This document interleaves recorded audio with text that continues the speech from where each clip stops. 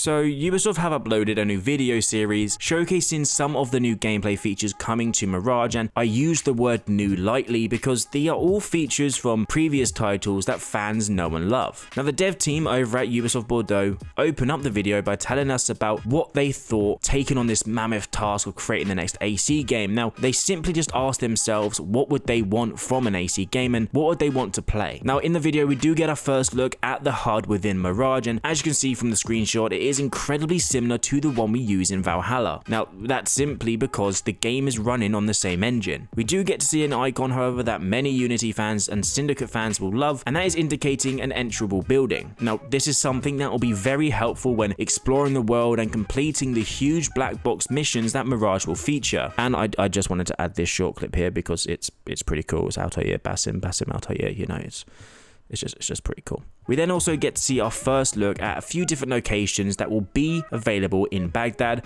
Of course, we have the slums, the rich areas, but one that intrigues me the most is the Gate of the Greeks. Now, this could possibly be a similar location and side activity to the Romulus lairs from AC Brotherhood, but who knows. Now, the team at Bordeaux also start by talking about what the most important thing on any AC fans' lips are at the moment, and that is the parkour. They go on to talk about how the parkour is very close to that from the Ezio games, rather than Unity, which many of us have thought that it could be modeled after, but I understand why. As mentioned before, Mirage runs on a different engine than Unity, and when looking back at Origins, Odyssey, and Valhalla, the movement system is very similar to that of the Ezio Connor titles. Now, these titles have fluid movements that allow for a greater range of free running ability, but it does often feel sometimes flat, whereas Unity felt very fluid, but sometimes floaty. They then go on to talk about the different movement types, and we see Basim performing some tree parkour, the standard pole swing, and of course the pole vault. To me, just watching this video, the new system stands out quite a lot, and it already seems quicker than Valhalla, which was a complaint by many players. This new system, whilst it may not live up to par with what some fans wanted, it is still a huge improvement over what we've had in the last 3 to 4 years. With new animations, abilities, and an improved effort on providing verticality within the city, this actually makes the parkour system seem worth using, and it's a great step in the right direction for Ubisoft and any upcoming AC titles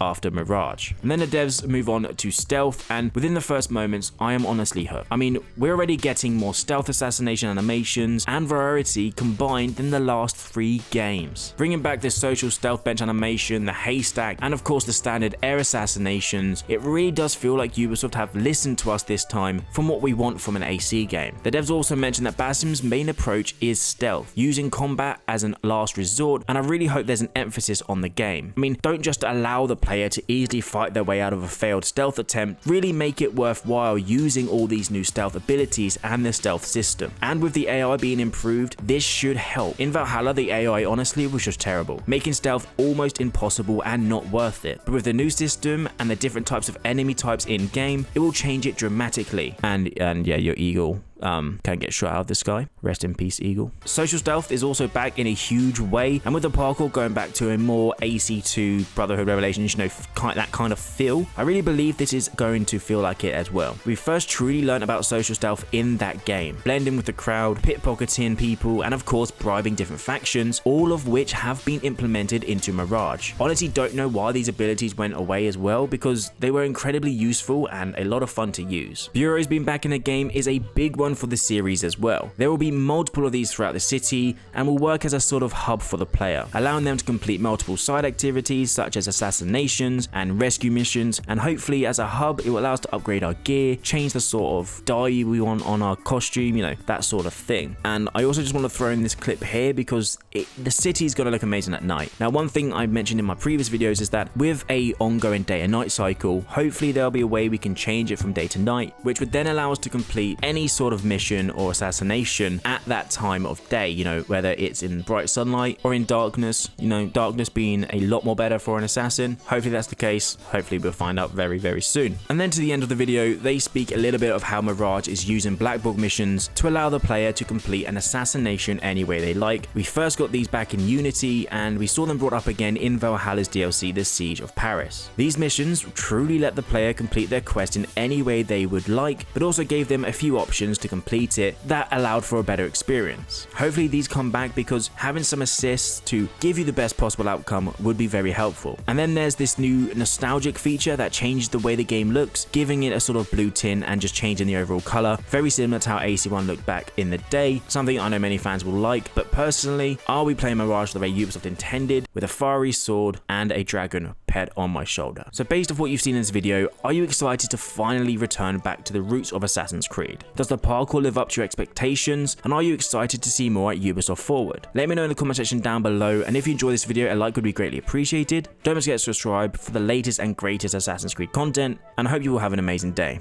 and I'll see you in the next video.